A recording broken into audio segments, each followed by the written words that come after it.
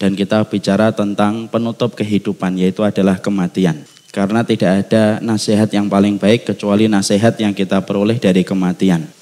Maka saya akan membuka dengan sebuah penjelasan yang disampaikan oleh Abdullah At-Tusturi rahimahullahu ta'ala, yang dinukil oleh Imam Al-Qurtubi dalam kitabnya At-Tadhkirah li Ahwalil Mauta wa Umuril Akhirah. Pada kitab itu Abdullah At-Tusturi beliau itu berkata, sesungguhnya manusia yang senang dan tidak terlalu berat memandang kematian terbagi menjadi 3 kelompok. Jadi orang yang senang memandang kematian itu 3 kelompoknya. Yang pertama yaitu adalah kelompok orang kafir yang mereka memandang kematian itu remeh dan tidak terlalu memberatkan diri memandang kematian. Makanya mereka melakukan olahraga ekstrim apapun yang membuat mereka tidak pernah takut melakukan olahraga itu, bukan karena mereka siap mati dan penuh dengan amal solih, tetapi sesungguhnya mereka tidak tahu apa yang menunggu mereka ketika mati, sampai mereka berpikir bahwasanya kematian itu ringan dan tidak perlu direpotkan dengan memikirkan beban yang berat dalam kematian.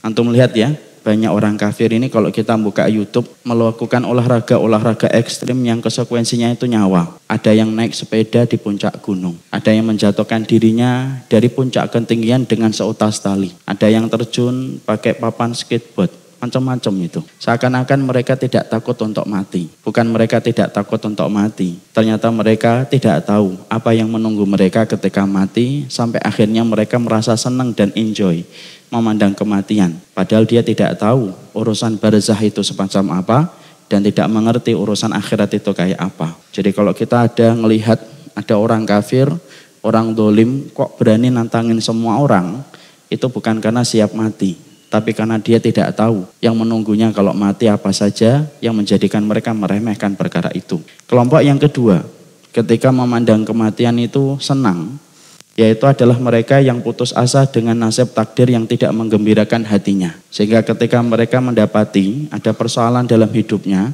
yang berat, kemudian dia merasa kematian itu akan menjadi tempat dia melepaskan diri dari takdir yang berat ketika di dunia. Akhirnya mereka mandang kematian itu senang, seakan-akan kematian itu rehat dari masalah yang membelit mereka ketika di dunia. Makanya kita lihat ada orang yang putus cinta, kemudian menempuh jalan pintas, mati bunuh diri. Kemudian ada yang terlilit utang, kemudian dia mati bunuh diri. Ada yang dikejar debt collector, dia akhirnya menempuh mati bunuh diri. Kenapa dia mati bunuh diri? Apakah dia tidak tahu? Sesungguhnya dia tahu. Cuma dia tertipu ketika masalahnya itu berat, imannya terlalu ringan, akhirnya tidak mampu menanggung beban yang berat ketika imannya rapuh. Akhirnya memandang kematian itu kayak fata morgana.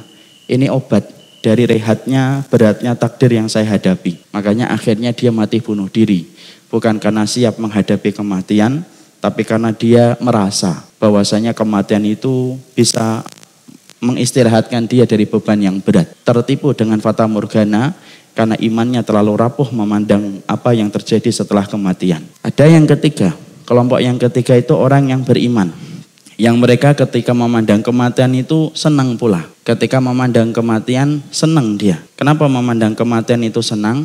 Karena di situ dia paham kematian itu merupakan 2 kebaikan. 1, pintu untuk menuju dan bertemu dengan Allah.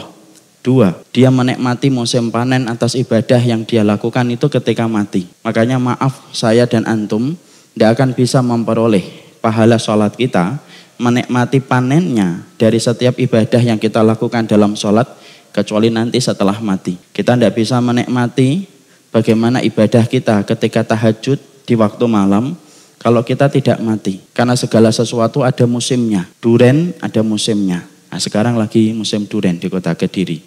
Mangga ada musimnya. Buah-buahan ada musimnya. Ibadah pun ada musimnya.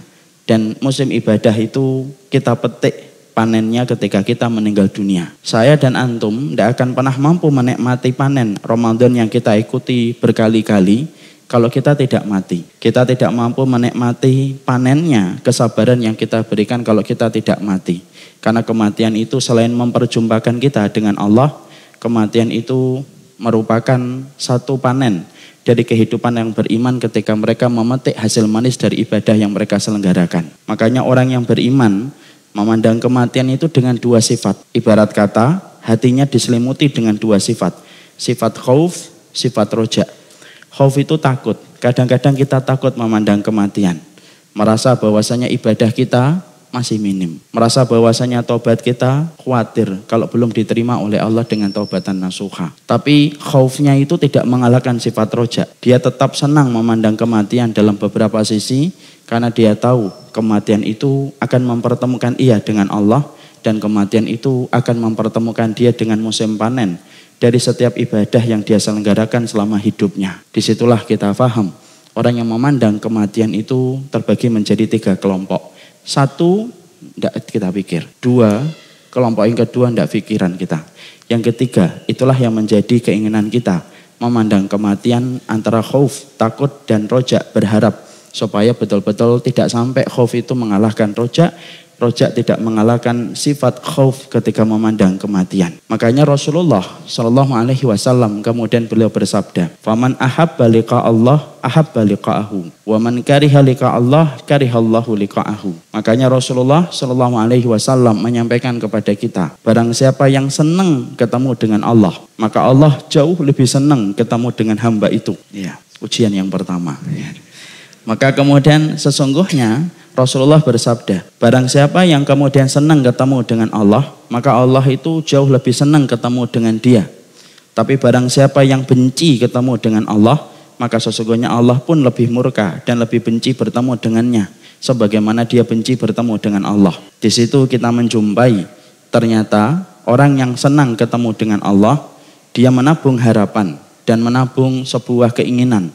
Allah akan senang ketemu dengan dia, sebagaimana Allah itu mendapati hamba itu senang ketemu dengan Allah. Inilah yang menjadikan kita ingin memiliki sifat bagaimana kita senang ketemu dengan Allah, karena menanamkan sebuah kondisi hati yang bisa menjadikan kita senang memandang kematian itu tidak gampang dan tidak mudah. Karena dunia membuat kita cenderung senang kepada dunia dan pernik-perniknya. Setan selalu menarik kita supaya kita senang dengan apa yang kita peroleh dalam urusan dunia. Makanya senang pada kematian itu harus dilatih. Dilatih dengan sebuah latihan dan terapi ilmu. Sampai betul-betul kita senang bertemu dengan Allah, supaya Allah pun senang bertemu dengan kita, dan itulah harapan kita. Antum bisa bayangkan, antum ketika senang ketemu dengan Khalik, Khalik itu lebih senang ketemu dengan kita. Dan apakah ada keberuntungan yang lebih besar daripada keberuntungan seorang makhluk ketika dia pulang ke sisi Allah, Allah lebih senang ketemu dengan dia daripada dia senang ketemu dengan Allah. Saking besarnya keberuntungan yang semacam ini. Saya akan sampaikan satu riwayat untuk menggambarkan bahwasanya Allah itu senang ketemu hambanya ketika hamba itu senang ketemu dengan Allah. Ada seorang sahabat dalam satu riwayat Abu Dawud. Ada seorang sahabat itu bernama Abdullah bin Haram. Abdullah bin Haram ini merupakan bapak dari Jabir bin Abdullah. Jabir bin Abdullah ini merupakan satu sahabat di antara 7 sahabat yang banyak meriwayatkan hadis dari Rasulullah. Ada Jabir, ada Ibnu Umar, Ibnu Abbas, Sa'id al-Khudri, Nu'man bin Bashir, ada Aisyah radhiyallahu anha. Maka itu merupakan nama-nama sahabat yang paling banyak meriwayatkan hadis dari Nabi. Salah satu di antara 7 orang yang paling banyak meriwayatkan hadis dari Nabi itu adalah Jabir bin Abdullah. Jabir bin Abdullah ini punya bapak, namanya Abdullah bin Haram. Maka Abdullah bin Haram itu sepuh dan tua. Tetapi Abdullah bin Haram itu senang dengan jihad, menegakkan kalimat Allah. Walaupun beliau sudah tua dan sepuh, yang secara hukum pandangan syariah, beliau itu sudah kena mendapatkan dispensasi hukum untuk tidak berjihad karena kondisi tua dan sepuhnya. Tapi beliau selalu meminta kepada Rasul supaya diberikan izin untuk ketemu, supaya diberikan izin untuk berjihad. Karena beliau tahu salah satu di antara puncak amalan Islam itu adalah berjihad. Nabi mengizinkan karena memang tidak bisa dibendung keinginan sahabat ini untuk selalu membantu Nabi menegakkan kalimat Allah. Sampai akhirnya dalam satu peperangan Abdullah bin Haram ini akhirnya gugur dan meninggal dunia. Maka ketika dia meninggal dunia kita harus paham, orang musyrik itu kalau mendapati muslim mati dimutilasi, karena orang musyrik itu bencinya sama Islam itu luar biasa. Makanya apa yang dilakukan di Rohingya itu bagian dari representasi orang musyrik kalau sudah membunuhi kaum muslimin. Semacam itu gaya mereka dari dulu. Makanya Hamzah ketika meninggal dunia disobek perutnya, dicari jantungnya. Semacam itu. Asim bin Sabit ketika meninggal dunia kemudian diancam akan dikerok kepalanya untuk dijadikan tempat minum khamr. Itulah orang musyrik dari dulu. Maka kemudian Abdullah bin Haram itu ketika beliau meninggal dunia secara fisik mengenaskan. Kalau kita membaca dalam keterangan kitab sirah, kita akan menjumpai Abdullah bin Haram itu sampai kupingnya hilang, hidungnya rusak parah. Maka Jabir bin Abdullah yang melihat bapaknya gugur dengan kondisi yang semacam itu, fitrahnya manusia tetap sedih. Kemudian Jabir bin Abdullah itu iktizal dia kemudian agak menepi dari keramaian manusia dan beliau diam meneteskan air mata, sedih, wajar. Maka kemudian Nabi memanggil Jabir bin Abdullah, sini wahai Jabir. Kemudian beliau mendekati Rasulullah SAW. Kemudian Nabi bersabda kepadanya, ala ukhbiruka ma qalallahu li abika.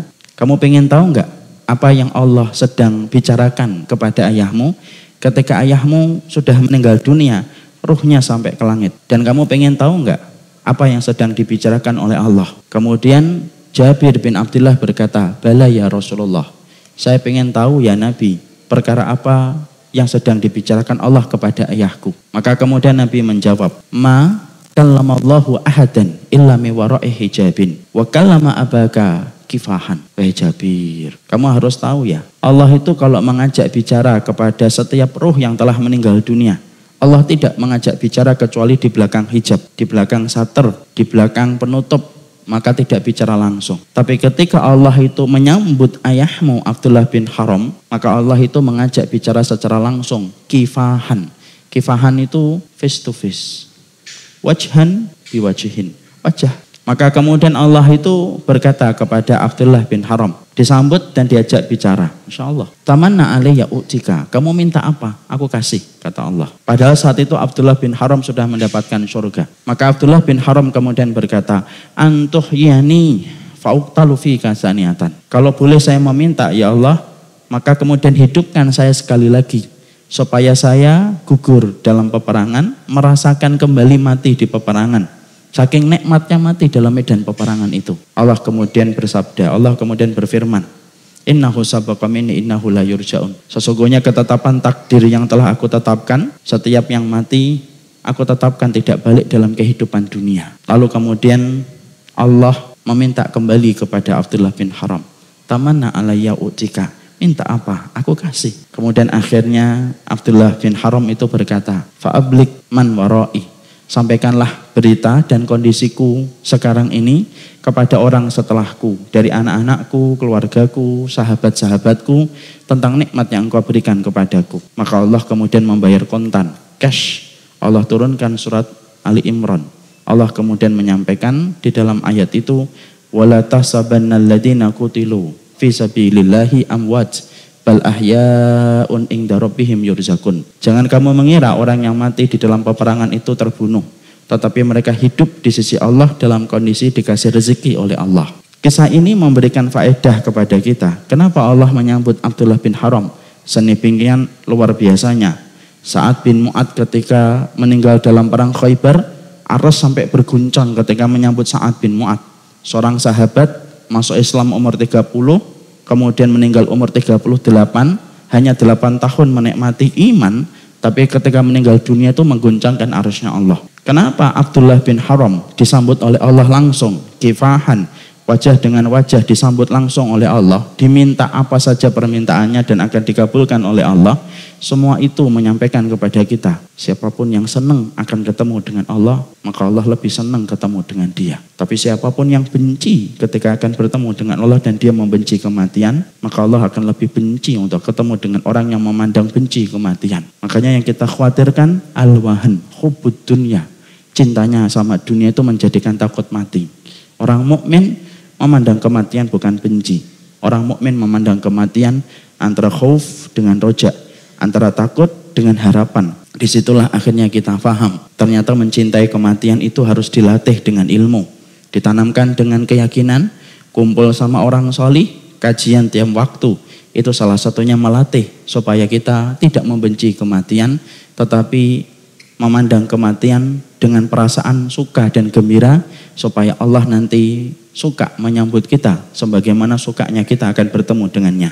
Dan itulah yang menjadikan kita akhirnya memilihkan tema merenung dari kematian. yaitu kita bicara tentang kematian. Kita ingin tahu tentang bagaimana sifat kematian. Karena kalau manusia dan masyarakat muslim secara umum, rata-rata kalau mereka memandang kematian hanyalah sederhana. Proses tertutupnya mata dan tercabutnya ruh dari jasad, itu tok, tidak lebih daripada itu. Padahal kematian itu tidak sederhana yang kita sering bayangkan. Memang kematian itu dicabutnya ruh dan tertutupnya kemudian mata ketika meninggal dan terbujur kaku di alam barzah. Tapi banyak sekali komponen-komponen ilmu yang berdasarkan kepada riwayat yang disampaikan oleh Rasulullah dan disampaikan pula oleh Allah yang harus kita mengerti tentang kematian dengan berbagai macam keterangan-keterangan yang mengikutinya. Makanya kita hari ini akan membicarakan satu persatu poin-poin penting yang berkaitan tentang kematian supaya kita paham, supaya kita ngerti. Karena mencintai kematian itu harus dilatih. Latihan itu sesuai dengan bimbingan ilmu, bukan dengan prasangka, bukan pula dengan praduga. Sekarang mari kita buka poin-poinnya. Poin yang pertama, kita bicara dulu sifat kematian itu semacam apa. Banyak dari kita yang kemudian akhirnya membatasi kematian sebagaimana yang tadi kita sebutkan. Hanya menutup mata, tercabutnya ruh dari jasad. Padahal kematian itu memiliki banyak sifat yang mengelilinginya. Dan kita harus paham itu sifat-sifat kematian supaya penjelasan serta maklumat yang disampaikan Nabi, informasi yang disampaikan dalam sabda Rasulullah bisa membuka kepada kita satu wawasan dan memberikan pencerahan. Makanya kita bicara dulu sifat kematian itu semacam apa saja. Kita kemudian mendapati dari keterangan Imam Qurtubi dalam kitabnya At-Tadhkirah. Ternyata kematian itu memiliki banyak sifat. Yang pertama, kata beliau, kematian itu selalu datang tiba-tiba. Walaupun kemudian kita sudah mempersiapkan, selalu tidak ada kata siap ketika kematian itu betul-betul datang. Sebagaimana kalau kita ditinggalkan ibu, selalu tidak pernah ada kata siap bagi seorang anak ketika ditinggalkan ibundanya. Maka kematian pun sama. Kematian itu datangnya itu secara tiba-tiba. Dan sesungguhnya kita berapapun lamanya mempersiapkan kematian, pasti orang itu akan merasa kematian itu adalah tiba-tiba. Makanya kemudian kita mendengar ada sebuah kata-kata hikmah.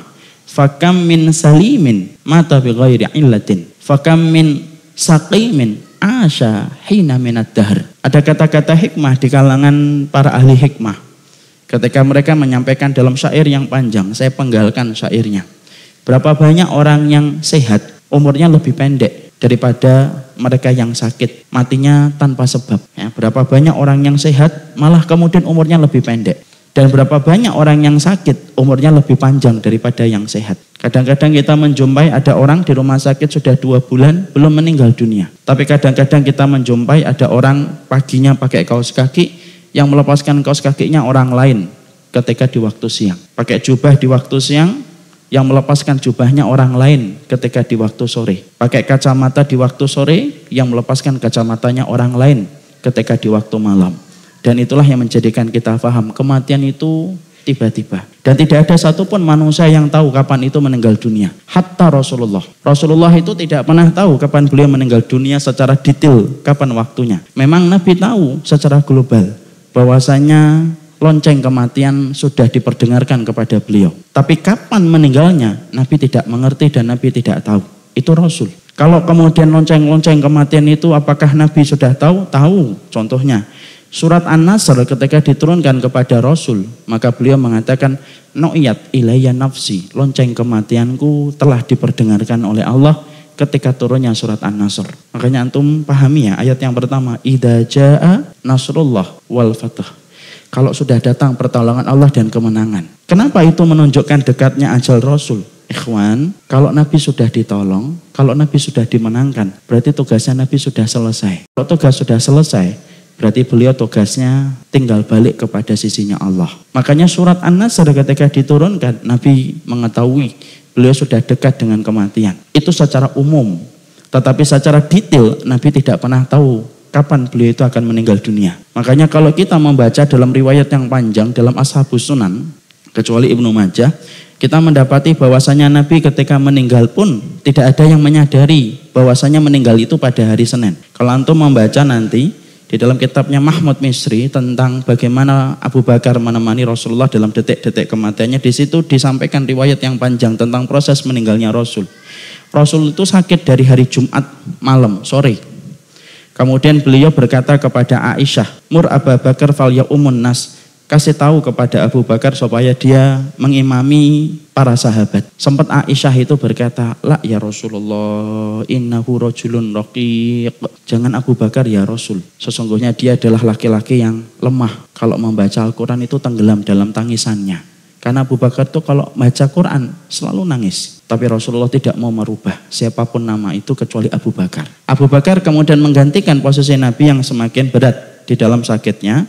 Lalu kemudian Abu Bakar sholat dari Jumat sore. Kemudian sampai Sabtu sampai Ahad. 3 hari Rasulullah tidak keluar ke Masjid Nabawi untuk mengimami sholat dan tidak kelihatan. Senin pagi Rasulullah keluar dari rumahnya Aisyah. Kalau antum pengen tahu rumahnya Aisyah, bayangkan kuburannya Nabi itu adalah kamarnya Aisyah. Raudhah dengan karpet hijau itu Masjid Nabawi pada saat itu. Tempat Ma'dan itu tempat adzannya, itu kemudian dulu adalah mimbarnya Rasulullah Shallallahu Alaihi Wasallam. Maka pada hari Senin pagi Rasulullah itu keluar. Kemudian para sahabat senang betul karena mereka kangen kepada Nabi setelah beberapa hari tidak ketemu dan tidak berjumpa dengan Rasul. Jangan tanya, Rasul itu pribadi yang ngangenin. Pohon kurma saja ketika tidak dijadikan sandaran Nabi aja nangis, apalagi manusia. Masya Allah, pohon kurma nangis ikhwan. Ketika tidak dijadikan sandaran oleh Rasulullah itu nangis, Masya Allah. Dan Nabi memeluknya, baru hilang tangisan itu, Masya Allah. Alhamdulillah ya, pohon kurma itu nangisnya pada zaman Rasul. Kalau nangisnya zaman sekarang, oh jadi tempat keramat itu ya. Maka kemudian Nabi memeluknya, lalu kemudian hilang tangisannya.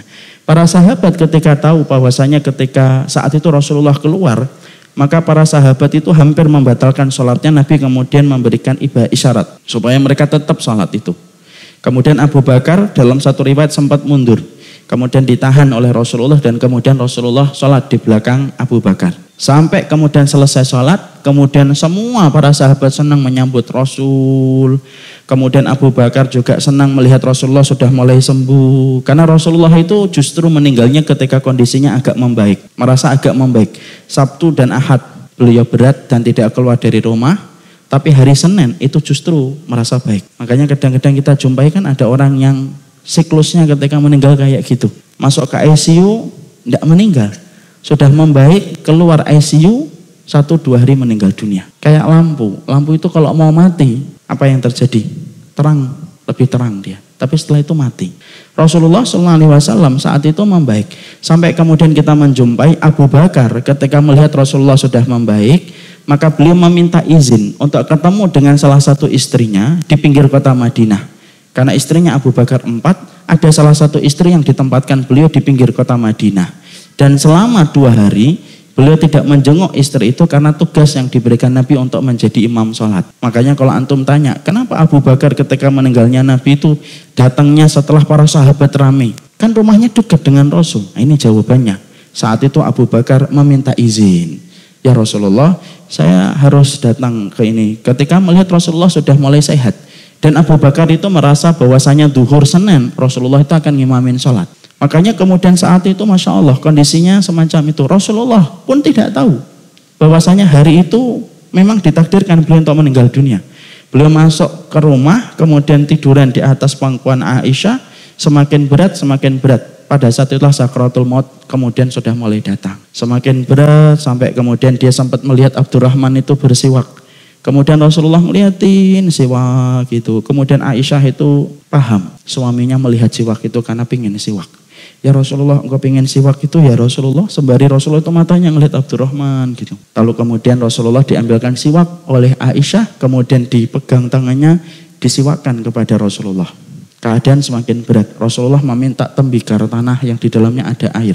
Kemudian Rasulullah masukkan tangannya, beliau usap wajahnya berkali-kali. Sembari kemudian beliau mengatakan, Allahumma inna lil mauti la sakaratun. Ya Allah, ternyata setiap kematian itu memiliki satu perihal yang bernama sakaratnya. Makanya di atas pangkuan itu sampai akhirnya Rasulullah itu meninggal dunia. Di situ ikhwan kita menjumpai Nabi pun tidak tahu kapan orang itu kapan beliau itu akan meninggal dunia secara detailnya. Nabi tahu bahwasanya secara umum beliau dekat dengan kematian. Tapi detailnya kapan meninggal itu tidak ada. Makanya kalau ada orang yang mengada-ngada, menepuk dada dan berkata saya tahu kapan matinya saya, jam berapa dan detik kapan, pastikan omongannya dusta. Kalau kata orang Jawa, dobol kayak orang semacam itu. Karena tidak ada orang yang tahu gitu semacam itu. Makanya kemudian Rasulullah itu tidak ngerti. Dan akhirnya kemudian betul-betul Rasulullah itu meninggal pada hari Senin. Yaitu kemudian menjelang duhur. Makanya kemudian Abu Bakar datang, lalu kemudian mendapati betul-betul Rasulullah itu meninggal dunia ketika dibuka kain yang menutupi wajah Nabi, dicium itu kemudian keningnya Rasulullah, sembali beliau berkata, ya Allah ya Rasul, engkau ini meneduhkan hidup dan matimu, dan tidak mungkin Allah mematikan engkau 2 kali ya Rasulullah. Disitulah baru Umar bin Khattab tahu kesalahan yang dia lakukan ketika dia menyangka Nabi akan dihidupkan kembali. Disitulah kita paham poin yang pertama.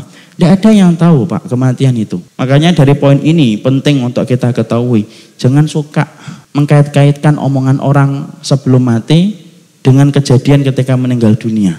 Itu termasuk yang tidak benar. Misalkan ada yang meninggal antum nih hari ini. Kemudian kadang-kadang kita suka mencocok-cocokkan omongannya. Oh kemarin dia tuh ngomong pengen pulang. Ternyata itu sinyal dari dia kalau dia tuh pengen meninggal dunia. Enggak Pak. Dia ketika ngomong pengen pulang itu ya karena pengen pulang. Bukan karena dia merasa itu akan meninggal dunia. Kita kadang-kadang mendapati orang meninggal hari ini, ternyata beberapa hari yang lalu dia ngomong, saya kok pengen makan soto ya. Oh ternyata itu soto terakhir yang dia minta. Enggak ada. Kalau udah tahu mau meninggal dunia ngapain minta soto? Kan enggak ada. Itu namanya dicocok-cocokkan Pak. Kalau bahasa ilmunya itu ilmu cocokologi. Dicocok-cocokkan gitu. Oh ternyata dia kemarin tuh minta tiwul, itu tiwul yang terakhir. Enggak lah. Enggak ada yang tahu tentang kematian. Dan jangan suka menyebutkan tentang itu karena sesungguhnya tidak ada yang tahu tentang kematian seseorang. Karena sesungguhnya kematian itu datangnya tiba-tiba. Dan tidak ada yang tahu kematian kecuali adalah Allah yang menetapkan. Makanya kita cuma harus paham. Kematian itu sifatnya cepat, tiba-tiba. Makanya kemudian kita akhirnya mendapati berapa banyak orang yang pakai jubah tapi yang melepaskan jubahnya orang lain. Berapa banyak orang yang pakai jilbab tapi yang melepaskan jilbabnya itu adalah orang lain. Itu yang pertama. Yang kedua, sifat kematian.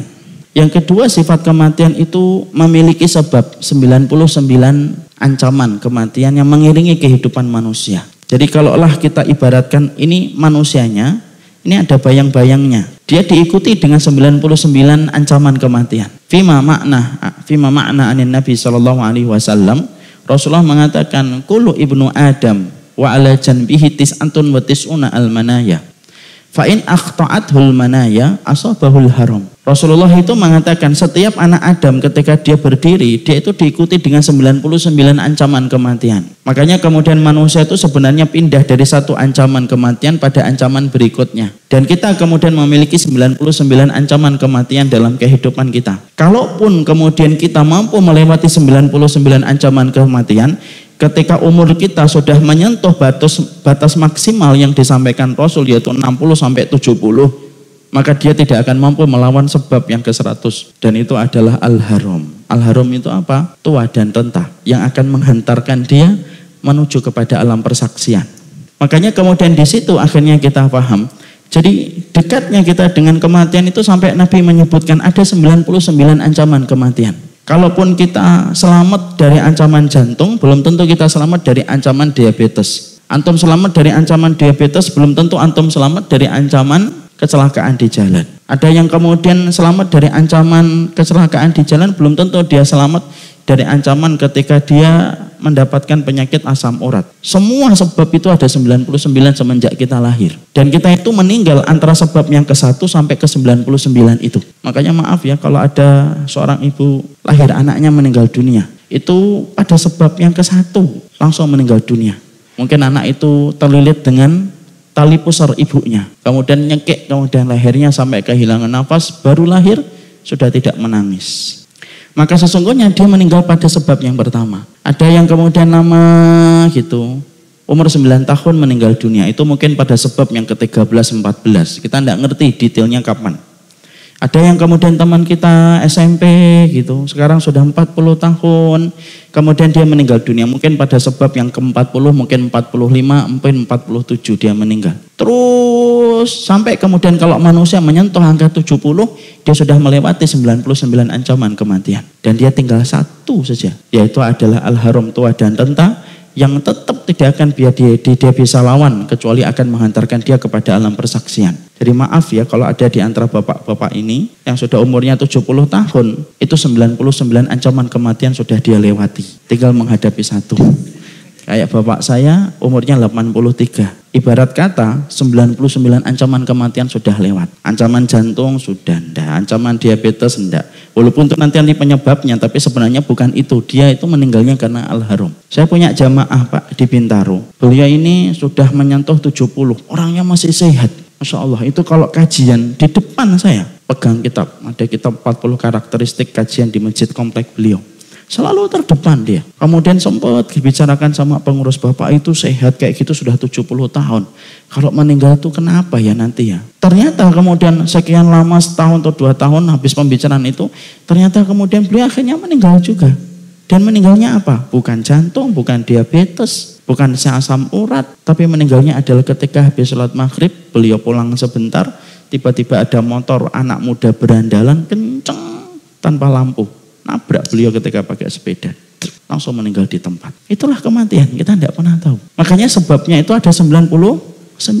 Antum misalkan datang ke dokter didiagnosa, jantung sehat Pak, diabetes normal, asam urat normal. Jangan kemudian kita merasa bebas dari kematian, tidak ada. Kita tinggal nanti pindah dari ancaman itu ke ancaman berikutnya. Makanya kemudian ada sebuah kisah nyata, Isya. Kelihatannya baru 5 menit ya. Oke, habis Anda. Kita lanjutkan Bapak-bapak sampai besok pagi ya. Yang jawab siap 1 orang. Kita lanjutkan sebentar. Insya Allah sampai 7:30 walaupun memang materinya cukup panjang. Yang kedua itulah yang kita dapatkan. Makanya poin yang kedua, sifat yang kedua, poin yang pertama, di situ saya pernah mendapati satu berita nyata. Jadi berita yang kemudian saya baca di salah satu portal berita. Mungkin antum pernah ingat, memori antum tentunya tidak lupa kejadian kecelakaan pesawat Sukhoi yang menabrak Gunung Putri di daerah Bogor. Tahukah kita bahwasanya pesawat itu sebenarnya direncanakan untuk melakukan uji coba terbang beberapa kali dalam hari itu. Ternyata naas pada penerbangan yang pertama mengalami kecelakaan. Maka kemudian di situ ternyata banyak penumpang yang asalnya sudah direncanakan untuk menaiki pesawat itu pada penerbangan uji coba yang pertama, di shift yang pertama. Tapi ternyata banyak calon-calon penumpang yang tidak jadi naik ya, karena memang penerbangan flight pertama itu diisi dengan para pejabat dan lain sebagainya yang punya koneksi tentang penerbangan. Ada yang tidak jadi berangkat kena macet, ada yang tidak jadi berangkat ketika mereka punya urusan penting dan akhirnya ngundur pada penerbangan yang kedua dengan berbagai macam alasan.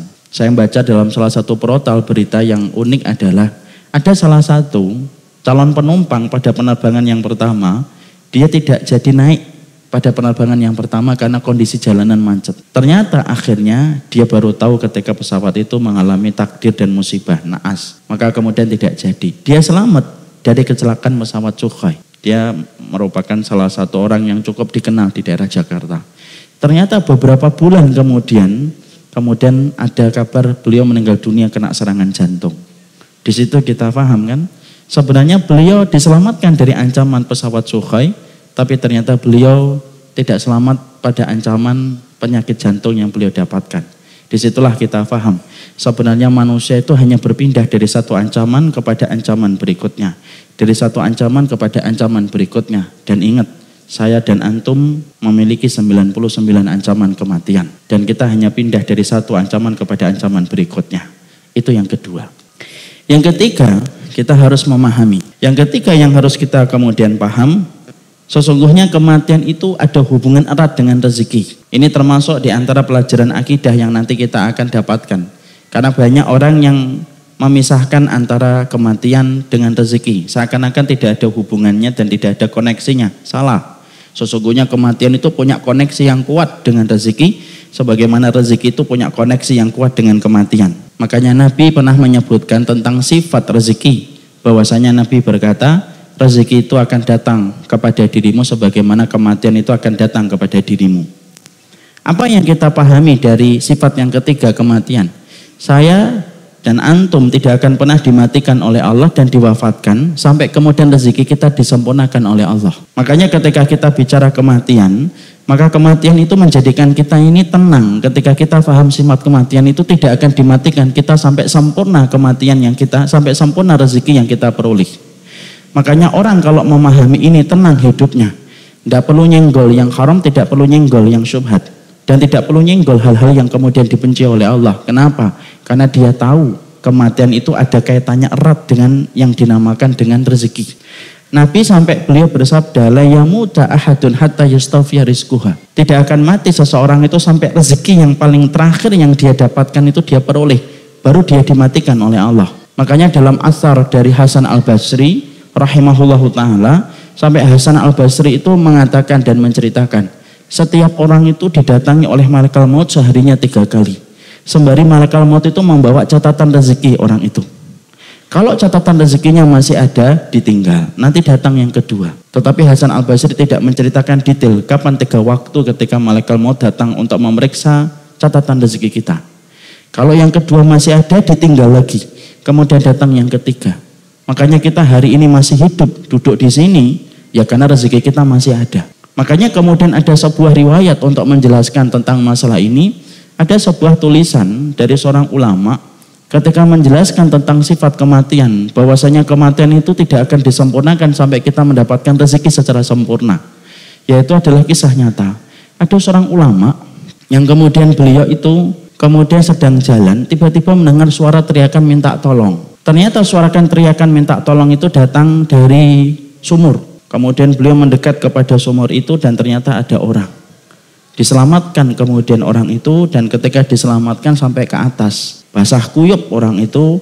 Kemudian setelah agak tenang, orang itu meminta segelas air. Ada air enggak? Ada. Ulama itu berusaha mencarikan air. Setelah kemudian dapat air, diminum sama orang itu sampai habis. Lalu kemudian orang itu kemudian ditanya sama ulama yang menyelamatkan, kok bisa Bapak kejebur sumur, gimana ceritanya? Orang itu kemudian mengingat-ingat, oh iya, kenapa saya bisa kejebur sumur? Dia bangkit dari duduknya, kemudian mendekat kembali ke bibir sumur, kepleset, kejebur lagi. Yang kedua kalinya ketika kejebur langsung meninggal dunia. Dan ketika meninggal dunia, maka kemudian akhirnya ditarik ke atas dan akhirnya kemudian dikuburkan. Sang ulama itu menyampaikan dalam salah satu kitabnya, beliau mengatakan, ternyata Allah itu ngirimkan saya kemudian sampai jalan mendekati bibir sumur itu karena Allah pingin supaya saya menyempurnakan rezeki kepadanya yang terakhir. Rezekinya apa? Segelas air. Ketika orang itu sudah mendapatkan rezeki segelas air, baru kemudian dia diwafatkan dan dimatikan oleh Allah setelah segelas air itu dia dapatkan. Di situ kita belajar, Pak, orang yang hari ini nyenggol yang haram, nyenggol yang syubhat, pikiran kita itu sederhana. Segitunya perkara dunia sampai kemudian dia nyenggol yang haram dan nyenggol yang syubhat. Padahal kalau rezeki dia itu 1 miliar, walaupun dia tidak nyenggol yang haram, tidak akan mati dia sampai 1 miliar itu dia dapatkan. Makanya ada sebuah kisah lagi zaman sekarang itu. Saya pernah baca blognya salah satu orang yang hijrah. Maka beliau itu nuliskan bagaimana kisah perjalanan dia hijrah.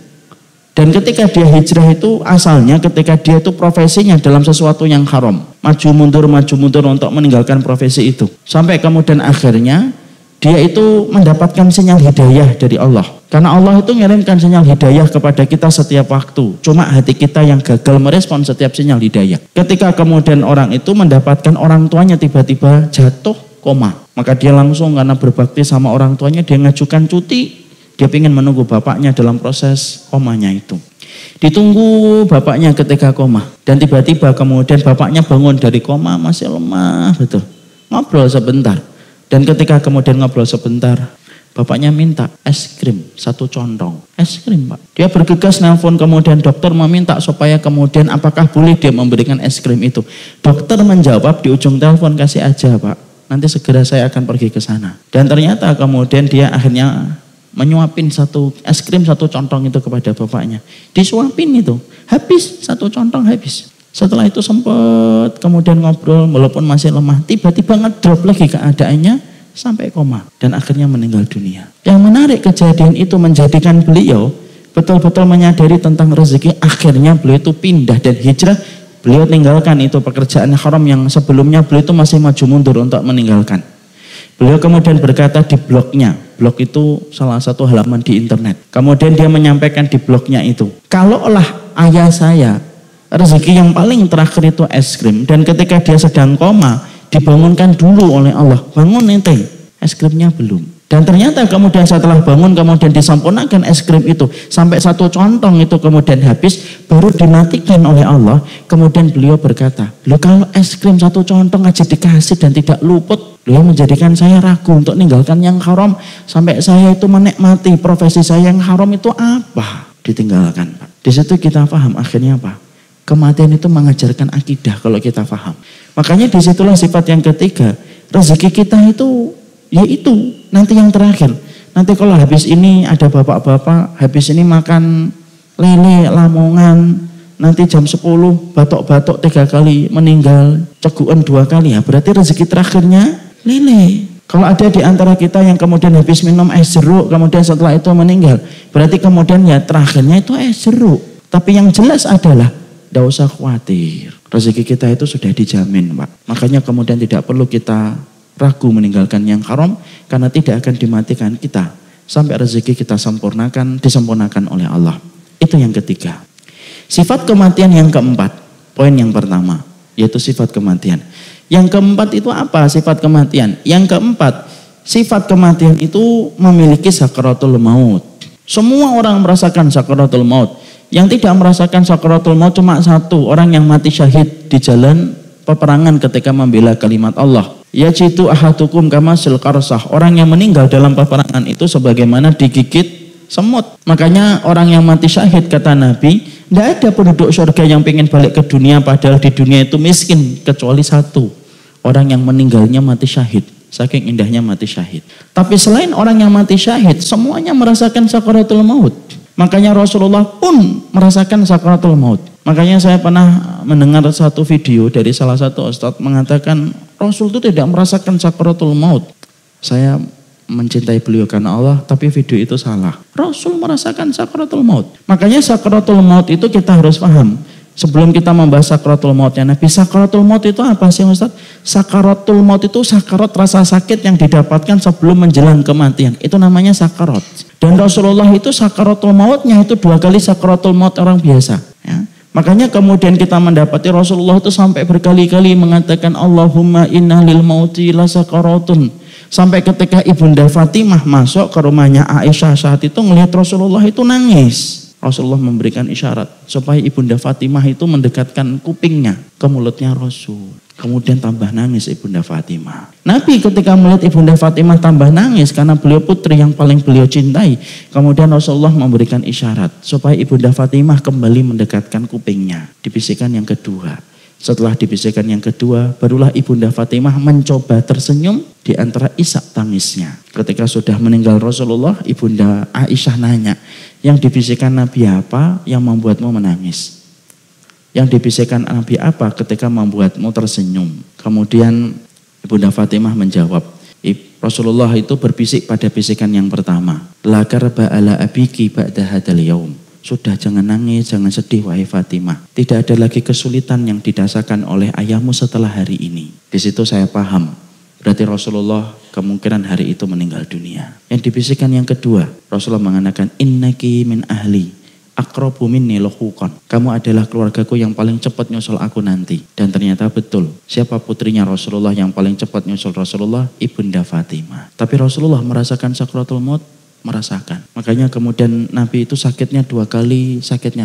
Makanya sakratul mautnya 2 kali sakratul mautnya orang biasa. Imam Qurtubi menjelaskan kenapa Nabi sakratul mautnya itu 2 kali orang biasa. 1, supaya memberikan pelajaran bagi umatnya. Kalau Nabi yang paling aku cintai aja sakratul maut, apalagi antum yang bukan Nabi, bukan Rasul. Yang kedua, kenapa Nabi sakratul mautnya itu 2 kali orang biasa? Karena Nabi mendapatkan balasan puncak tertinggi ketika di surga. Makanya surga tidak pernah dibuka kecuali yang mengetoknya pertama kali adalah Rasulullah. Makanya sakaratul maut itu ada, Pak. Dan sakitnya itu berat. Makanya orang yang sakaratul maut itu kenapa kok nggak bisa teriak-teriak gitu.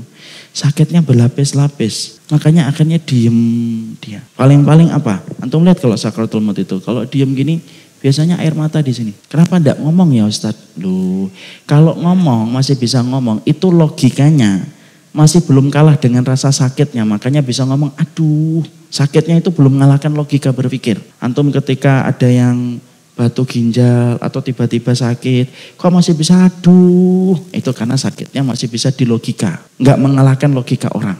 Tapi sakratul maut, sakitnya itu berlapis-lapis, sudah mematikan logika. Sampai mengatakan, aduh itu enggak bisa. Pernah enggak antum dapetin orang sakratul maut, aduh, enggak ada. Diem mereka itu. Dan kalau diajak ngomong biasanya, bu, gitu. Nangis di sini. Sakitnya luar biasa. Makanya enggak ada itu sakratul maut itu kayak kemudian di sinetron gitu. Di atas pangkuan istrinya.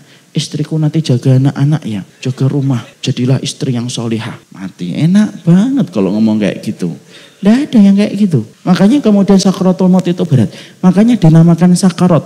Makanya sampai kemudian kita mendapati Ibunda Aisyah itu berkata, ma kuntu akhbit, saya itu gibtah dulu. Gibtah itu iri. Kalau saya melihat ada orang kok matinya kelihatannya gampang ya. Kok kelihatannya tek mati.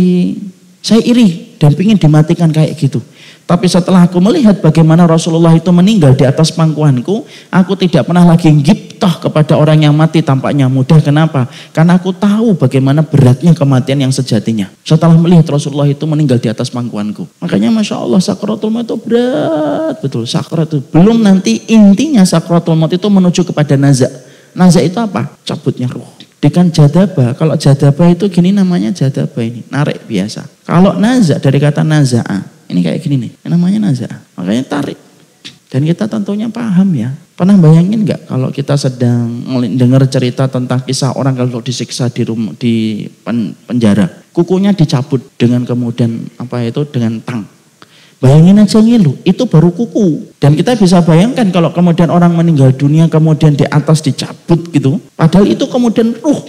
Wong jempol kaki kita ada rambutnya aja dicabut kita demam kok. Ini ruh dicabut. Makanya kemudian orang ketika sakratul maut itu diem aja dia. Diemnya itu bukan kemudian dia itu enggak merasakan apa-apa. Enggak, justru sakit yang berlapis-lapis. Sampai mengatakan aduh sudah enggak mampu dia. Makanya lihat orang sakratul maut itu diem, kadang-kadang lihat ke atas. Kenapa yang lihat ke atas Ustaz? Karena kemudian dia didatangin. Kalau dia orang yang beriman, yang mendatanginya itu malaikat. Makanya Rasulullah itu mengatakan dalam hadis riwayat Bara' bin Azib, istaidu min adabil qabr, pelindung dari adab kubur. 3 kali Nabi mengulang-ulang sembari mukulkan tongkatnya itu 3 kali. Kemudian Nabi berkata, idza kanal mu'min fi inqita'i minad dunya wa iqbalu minal akhirah ja'ahul malaikah minal malaikah ma'ahum kafanun min akfanil jannah wa hanutum min hanutul miski. Orang itu kalau akan meninggalkan dunia dan datang dalam urusan akhiratnya, maka datang kepadanya itu malaikat. Kalau dia orang yang beriman, malaikatnya membawa pakaian putih, membawa kain kafan, membawa minyak wangi. Kemudian kalau dia bukan orang yang beriman, malaikatnya datang hitam dan menyeramkan, membawa 2 barang, kain kafan dari neraka, pecut yang diambil dari neraka. Fajalasu inda mutil basar. Dan mereka duduk, malaikat itu sejauh mata dia memandang. Makanya yang turun, 1 malaikat maut, penyebutannya itu malaikat maut. Kemudian duduk di atas kepala, Pak. Makanya kemudian orang itu kalau sakratul maut, pertama kali yang dingin mana? Telapak kaki dia, dingin dia. Makanya kalau Bapak ngelihat orang meninggal dunia itu, kakinya langsung pertama kali kaku muter dia, gerak dikit dia, langsung kaku dia, ke atas, di atas. Kenapa? Dari sini dia nyebutnya. Makanya ketika kita mentalkin itu sebelah kanan, pelan-pelan kalau mentalkin itu. La ilaha illallah. Jangan buru-buru kata Imam Qurtubi, nanti memberatkan hatinya, menyesakkan dadanya. Gak usah la ilaha illallah, la ilaha illallah. Ayolah Pak, gak usah gitu. Bila ilaha illallah, dipegang kepalanya. Kemudian kalau sudah sakratul maut, diem aja dia. Jangan pernah meninggalkannya. Karena itulah medan pertempuran terakhir kalinya ketika setan masih berusaha mengajak dia untuk murtad dari agama Allah. Makanya orang itu kalau sudah ibunya sakratul maut, dampingin. Yang nangis-nangis pergi dulu supaya tidak menyesakkan dada. Orang dengar orang nangis itu sesek dada Pak. Yang nangis-nangis pergi dulu. Kalau enggak berhenti tangisannya, murotal dimatikan dulu. Tenang keadaan. Ditalkin pelan-pelan di telinganya. La ilaha illallah. Ya. Sampai nanti kalau dia beriman, Allah yang meneguhkan. Makanya Allah yang menggerakkan bibirnya kalau dia beriman. Sebagaimana surat Ibrahim, yusabbitullahu alladhina amanu bil qawli tsabit fil hayatid dunya wa fil akhirah. Allah teguhkan orang yang beriman omongannya di dunia dan di akhirat. Makanya dia kalau beriman mengucapin la ilaha illallah. Makanya kalau ditalkin sudah ngucapin itu sudah, jangan diajak bicara lagi. Alhamdulillah ya Pak, alhamdulillah, talkin lagi. Berarti ucapan terakhirnya itu alhamdulillah, ya. Makanya kemudian ditalkin pelan-pelan itu. Sakitnya berat, ngeliatin gitu. Sampai akhirnya ketika dicabut, nazak sudah mulai datang, ngelewatin itu. Dan yang paling terakhir ngikutin ruh itu apa? Mata. Makanya Nabi kemudian berkata, innar ruh idza qubida tabi'ahul basar. Ruh itu kalau dicabut, yang paling setia ngikutin ruh kalau dicabut itu mata. Makanya mata orang itu kalau meninggal dunia ketika terbuka, jangan kemudian dikatakan su'ul khotimah ini matanya terbelalak. Enggak, itu fitrah kayak dia gini. Atau kadang-kadang buka dikit, itu dia ngeliatin ruh dicabut dari jasad dia. Karena yang paling setia dari anggota tubuh itu mata sama ruh, dilihat itu. Terus gimana kita Ustadz? Ya sudah, nutup aja. Allahumma firlahu warhamhu wa'afihi wa'afwan. Gak usah takut tutup. Kecuali kalau dia buka kembali ya, baru kita kabur bareng-bareng Pak. Nah, kalau enggak, ya sudah. Maka kemudian nutup. Dan itu beratnya sakaratul maut. Makanya sampai kemudian ketika sakaratul maut itu, Masya Allah, betul-betul yang paling berat itu sakaratul maut itu. Dan itu dirasakan setiap orang. Mungkin ada yang bertanya, Ustadz saya kok ngeliat ada orang yang tabrakan langsung mati, tes langsung mati. Kapan sakaratul mautnya? Loh, jangan membicarakan sakaratul maut yang sifatnya itu adalah gaib. Kemudian dengan pandangan kita, mungkin pandangan kita seakan-akan orang ini sakaratul mautnya kapan? Ada orang kan kadang-kadang ceguan, lewat dia habis ceguan. Maka kemudian kita sering bertanya, loh sakaratul mautnya kapan? Antum dah tahu. Tapi pasti sakaratul maut pasti. Saya ambilkan contoh yang gampang. Kita Pak, kalau kemudian tidur kadang-kadang ketindih. Tahu ketindih ya? Ketindih itu kita ini sesek gak dadanya ketindih? Sesek dadanya. Kemudian kita ketindih, tidur atau tidak tidur ketindih itu? Ketindih pasti tidur. Kalau ketindih tidak tidur namanya ketindihan barang. Kalau ketindih itu ketika tidur. Kemudian perhatikan orang di sampingnya, istrinya contohnya, itu melihat suaminya ketika ketindih, itu melihatnya kayak orang tidur biasa atau tidak? Kayak orang tidur biasa, tidak tahu kalau suaminya ketindih gitu, suaminya gini-gini gitu. Sampai kemudian, itu baru kita bangun. Ya kan gitu kan? Masya Allah. Istri yang di sampingnya merasa apa? Suami saya baik-baik aja kok tidurnya. Itu ketindih saja. Banyak orang yang di sekitar kita, anak kita di kanan, suami istri kita di kiri, anak kita yang ketiga di kaki. Itu enggak tahu kalau kita ketindih. Itu baru ketindih Pak. Gambaran sakaratul maut itu kayak gitu. Mata kita ini sering nipu. Merasa bahwasanya orang ini kok sakaratul mautnya kapan? Antum enggak ngerti. Sebagaimana orang enggak ngerti ketika saudaranya sedang ketindih. Makanya gambaran sakaratul maut itu pasti dirasakan itu. Dan yang paling berat, nazaknya itu yang paling berat. Makanya kalau orang sudah sakaratul maut itu sudah tidak usah diajak bicara, talqin aja di sebelah kanannya ini, pegang kepalanya. Pelan-pelan gitu. Dan kita harus ketika mentalqin itu pelan-pelan, yang lembut. Sampai betul-betul kita berdoa semoga kemudian diberikan husnul khotimah yang mudah. Tapi disitulah kita paham. Sifat kematian yang keempat, itu pasti punya sakaratul maut. Kita ini cuma beda waktu Pak. Orang tua kita yang sudah meninggal dunia mengambil waktu lebih cepat untuk merasakan sakaratul maut. Tapi pasti sakaratul maut itu datang. Kemudian yang kelima, sakaratul maut itu, kemudian kematian itu yang kelima sifatnya apa? Kematian itu sehidup seakhirat satu kali. Tidak ada orang yang kemudian mati sampai 2 kali, tidak ada. Sehidup seakhirat matinya 1 kali. Orang kalau sudah mati, sudah tidak akan lagi mati lagi. Tidak ada lagi kematian setelah kematian yang pertama. Karena sesungguhnya setiap orang ketika mereka sudah meninggal, ketika merasakan pintu kematian itu sehidup seakhirat 1 kali. Makanya nanti ketika dia mendapatkan nikmat ketika dikubur ataupun mendapatkan azab ketika dikubur, tidak mati. Makanya sampai orang di dalam neraka pun Allah tidak pernah mensifati mati. Allah cuma mengatakan apa? La yamutu fiha wala ya dia tidak mati, tidak hidup. Kalau mati penduduk neraka enak, sejenak dia istirahat dari siksa. Enggak ada kok. Makanya kemudian kita membaca dalam hadis yang panjang, ada sebuah hadis panjang gitu. Ketika Allah mengumpulkan manusia nanti di padang mahsyar, maka kemudian Allah itu memanggil makhluknya. Yang dipanggil itu al-maut. Ainal maut? Mana kematian itu? datang kematian itu kepada Allah. Karena maut itu kematian sebagaimana karena maut itu makhluk sebagaimana hidup itu makhluk. Maut datang kepada Allah diserupakan dengan sebagaimana domba yang gemuk oleh Allah. Kemudian Allah penggal kepala kematian itu. Makanya semenjak Allah memenggal kematian, kata khalidina fiha diterapkan. Makanya penduduk neraka itu sampai minta mati aja tidak bisa. Ya Allah, matikan saya. Tidak muluk-muluk dia, tidak minta surga dia. Dia tidak muluk-muluk minta surga, cuma minta satu, matikan ya Allah. Itu pun tidak dimatikan oleh Allah. Itulah penduduk neraka. Kenapa? Semenjak Allah menyembelih kematian, semenjak itu kata khalidina fiha diterapkan. Makanya orang mati itu sekali saja Pak. Seumur hidup, seumur akhirat. Tidak ada lagi kemudian kematian yang kedua, yang ketiga, yang keempat. Tidak. Bahkan kalaupun ditakdirkan masuk surga tidak pernah mati, ditakdirkan masuk neraka tidak pernah mati selama-lamanya. Setiap kemudian dia seksanya sampai menyentuh dia dengan kematian, kulitnya diganti dengan kulit yang baru. Masya Allah ya. Dalam surat An-Nisa itu. Kita harus paham ya Pak. Kenapa Allah itu kalau nyiksa penduduk neraka itu dikatakan setiap kulitnya itu kemudian kulitnya sudah habis. Kulamana dijat juluduhum. Kemudian ketika kulitnya habis diganti dengan kulit yang baru. Kenapa api neraka itu tidak pernah nyentuh tulang sampai kemudian tulang itu gosong. Tapi cukup kulit itu habis diganti kulit yang baru. Para dokter kulit menyampaikan ilmunya.